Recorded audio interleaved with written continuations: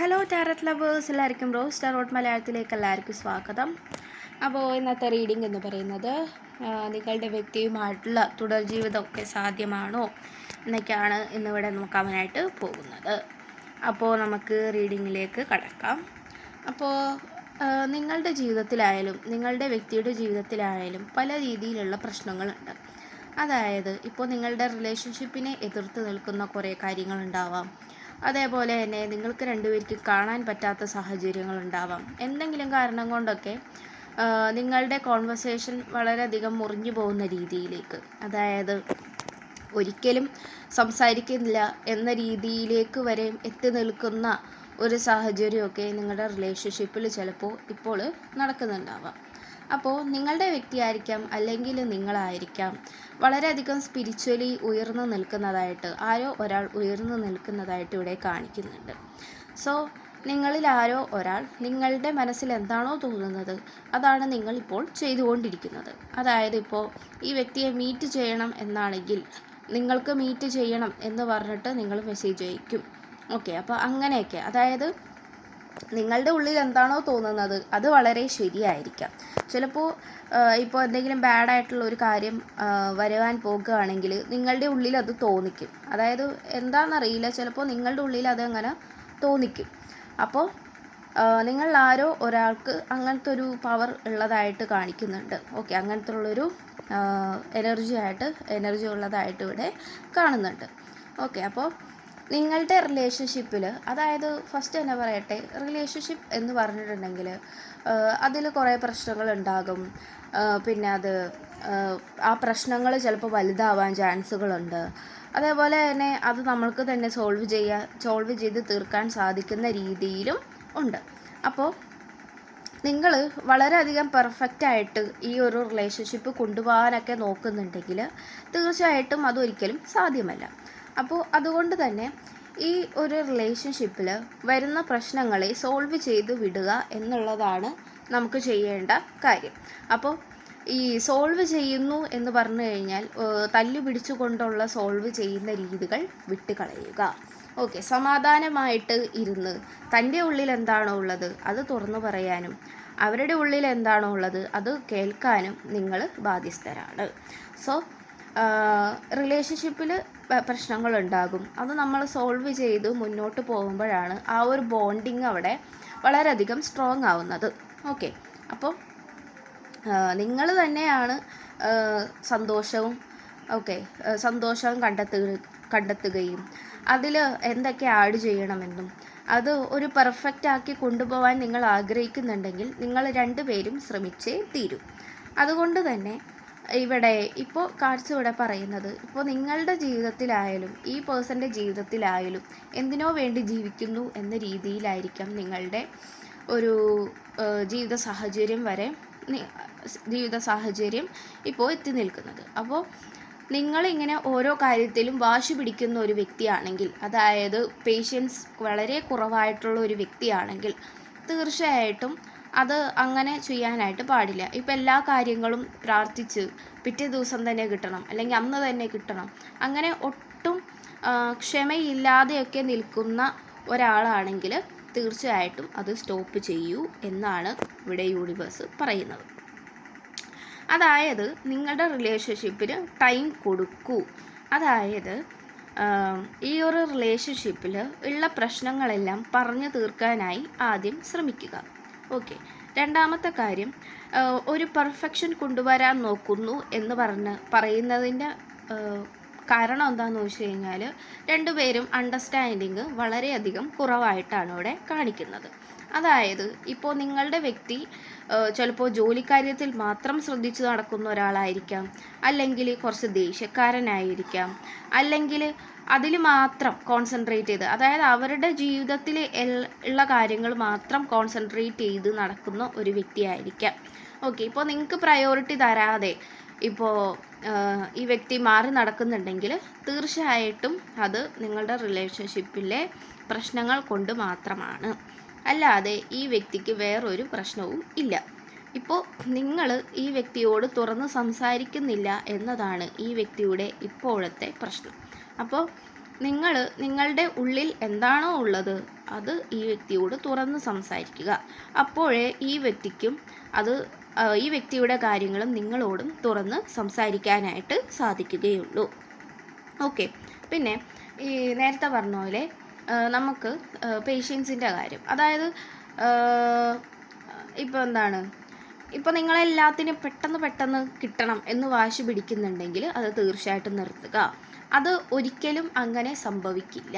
അതായത് എല്ലാത്തിനും അതിൻ്റേതായ ഒരു പെർഫെക്റ്റ് ടൈമിംഗ് ഉണ്ട്. ഓക്കെ. അപ്പോൾ നമുക്കിവിടെ പെർഫെക്റ്റ് ടൈമിംഗ് കാർഡ് നമുക്കിവിടെ കിട്ടിയിട്ടുണ്ട്. സോ നമ്മൾ ഒരു കാര്യത്തിലും ഇങ്ങനെ കിടന്ന് വാശി പിടിച്ചിട്ട് യാതൊരുവിധ കാര്യമില്ല. ഇപ്പോൾ നിങ്ങൾക്ക് ഈ വ്യക്തിയെ തിരിച്ചു വേണം എന്നാണെങ്കിൽ അതൊരു മിറാക്കിൾ നടക്കുന്ന രീതിയിൽ അത് നടക്കണം എന്നാണ് നിങ്ങൾ ആഗ്രഹിക്കേണ്ടതും മാനിഫെസ്റ്റ് ചെയ്യേണ്ടതും. ഓക്കെ. അപ്പോൾ ഇപ്പം നിങ്ങളുടെ ഉള്ളിൽ തന്നെ തോന്നുന്നുണ്ടാവും, നിങ്ങളിപ്പോൾ പ്രാർത്ഥിച്ചു കഴിഞ്ഞ് നാളെ തന്നെ ആ വ്യക്തി എനിക്ക് മെസ്സേജ് അയക്കണേ എന്ന് നിങ്ങൾ പ്രാർത്ഥിക്കുന്നുണ്ട്. പക്ഷേ നിങ്ങളുടെ ഉള്ളിൽ ഒരു തോന്നലുണ്ട്, അങ്ങനെ ഒന്നും പെട്ടെന്ന് സംഭവിക്കാൻ പോകുന്നില്ല എന്ന് തോന്നുന്നുണ്ടെങ്കിൽ തീർച്ചയായിട്ടും ഈ ഒരു സിറ്റുവേഷനിൽ നമ്മൾ വളരെയധികം ടൈം കൊടുക്കേണ്ടിയിരിക്കുന്നു. അതായത് ആ വ്യക്തിയായാലും നിങ്ങളായാലും ഒരു ട്രാൻസ്ഫോർമേഷനൊക്കെ ഇവിടെ കാണിക്കുന്നുണ്ട്. അതായത് നിങ്ങൾ കൂടുതലും, അതായത് ഇപ്പോൾ അകന്ന് നിൽക്കുമ്പോഴാണ് കൂടുതലും രണ്ടുപേരെയും മനസ്സിലാക്കുന്നു എന്നൊക്കെ പറയില്ലേ, അതേപോലെ തന്നെയാണ് ഇവിടെയും രണ്ടുപേരെയും മനസ്സിലാക്കിക്കൊണ്ടിരിക്കുന്ന ഒരു സാഹചര്യമാണ് ഇപ്പോൾ ഉള്ളത്. അതായത് പഴയ കാര്യങ്ങൾ ഓർക്കുകയും പഴയ തെറ്റുകൾ ഓർക്കുകയും അതിൽ എൻ്റെ വിഷമം എന്താണെന്ന് ഓർക്കുകയും അത് ഞാൻ എങ്ങനെ ആ വ്യക്തിയോട് അവതരിപ്പിക്കുന്നു എന്നൊക്കെ നിങ്ങളിപ്പോൾ ഇമാജിൻ ചെയ്യുന്നുണ്ടെങ്കിൽ തീർച്ചയായിട്ടും ഈ റീഡിങ് നിങ്ങൾക്കുള്ളത് തന്നെയാണ്. ഓക്കെ. അപ്പോൾ നിങ്ങൾ ചെയ്യേണ്ട എന്താണെന്ന് വെച്ച് കഴിഞ്ഞാൽ, ഇനി ഈ വ്യക്തിയുമായിട്ട് ഒരു റീയൂണിയൻ എന്തായാലും സംഭവിക്കും എന്ന് തന്നെയാണ് ഇവിടെ നമ്മളോട് കാർഡ്സ് പറയുന്നത്. സിറ്റുവേഷൻസൊക്കെ മാറിമറിയുകയും നിങ്ങൾക്ക് അനുകൂലമാകുന്ന രീതിയിലേക്ക് സിറ്റുവേഷനൊക്കെ മാറുന്നു എന്ന് തന്നെയാണ്.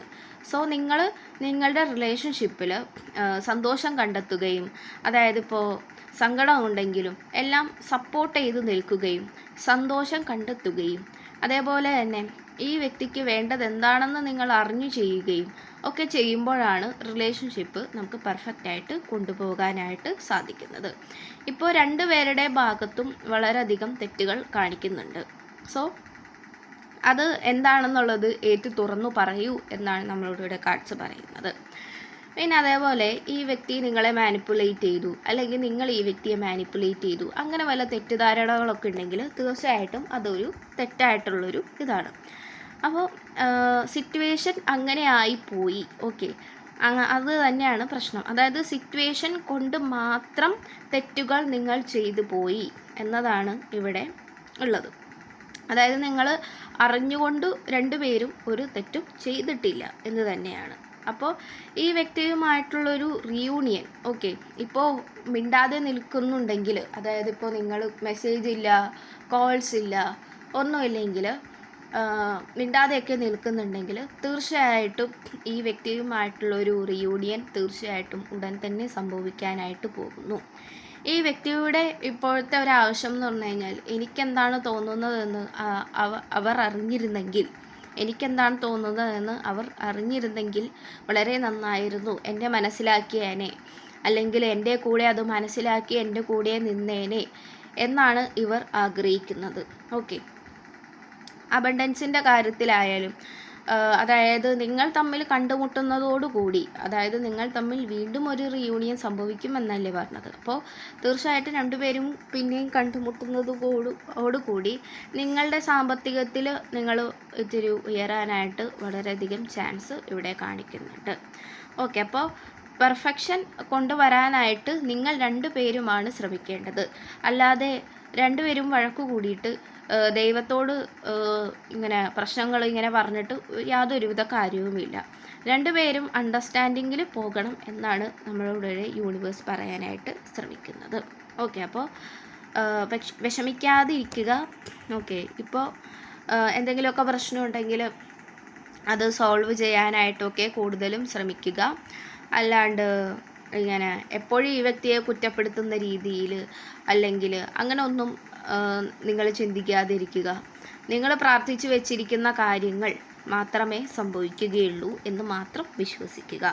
ഇപ്പോൾ നേരത്തെ പറഞ്ഞ പോലെ നിങ്ങളുടെ ഉള്ളിൽ ഈ വ്യക്തിയുമായിട്ട് ഞാൻ തീർച്ചയായിട്ടും ഒരു റിയൂണിയൻ ഇനി സംഭവിക്കാൻ പോകുന്നുണ്ട് എന്ന് നിങ്ങൾക്കൊരു തോട്ടൊക്കെ വരുന്നുണ്ടെങ്കിൽ തീർച്ചയായിട്ടും അത് തന്നെയാണ് സംഭവിക്കാനായിട്ട് പോകുന്നത്. അതായത് നിങ്ങൾക്കൊരു വിശ്വാസമുണ്ട് എങ്ങനെയായിരിക്കും കാര്യങ്ങൾ നീങ്ങുന്നത് എന്നുള്ളത്.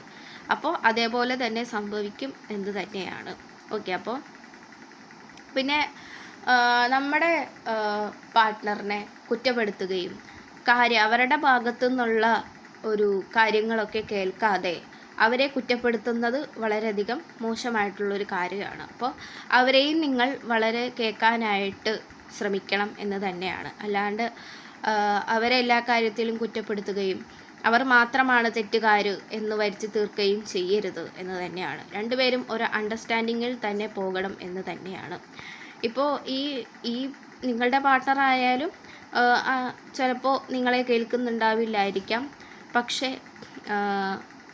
പക്ഷേ നിങ്ങളുടെ റിയൂണിയൻ സംഭവിക്കുന്നതോടുകൂടി അതെല്ലാം മാറും എന്ന് തന്നെയാണ്. അതായത് നിങ്ങൾ തമ്മിൽ ഒരു നല്ലൊരു ജീവിതം മുന്നോട്ട് നിങ്ങൾക്ക് ജീവിക്കാനായിട്ട് സാധിക്കും എന്ന് തന്നെയാണ്. ഓക്കെ, അപ്പോൾ ഒരു നന്നായിട്ട് പ്രാർത്ഥിക്കുക. അതേപോലെ തന്നെ ഇപ്പോൾ അഫർമേഷൻസ് എന്തെങ്കിലും ഒക്കെ എടുക്കുക. പ്രശ്നങ്ങളൊന്നുമില്ലാതെ പോകാനായിട്ട് ശ്രമിക്കുക. ഓക്കെ, അതായത് പെർഫെക്ഷൻ നിങ്ങൾ തന്നെ കൊണ്ടുവരാനായിട്ട് ശ്രമിക്കുക. അല്ലാതെ അത് മറ്റുള്ളവർ കൊണ്ടുതരും അല്ലെങ്കിൽ ആ വ്യക്തി ശരിയാക്കിക്കോളും അങ്ങനെ പറഞ്ഞു നിന്നിട്ട് യാതൊരു കാര്യമില്ല. നമ്മളും കൂടി വർക്ക് ചെയ്യണം എന്ന് തന്നെയാണ് പറയുന്നത്. ഓക്കെ, അപ്പോൾ പോസിറ്റീവായിട്ടിരിക്കുക. അപ്പോൾ ഇത്രയുള്ള റീഡിങ്. Thank you.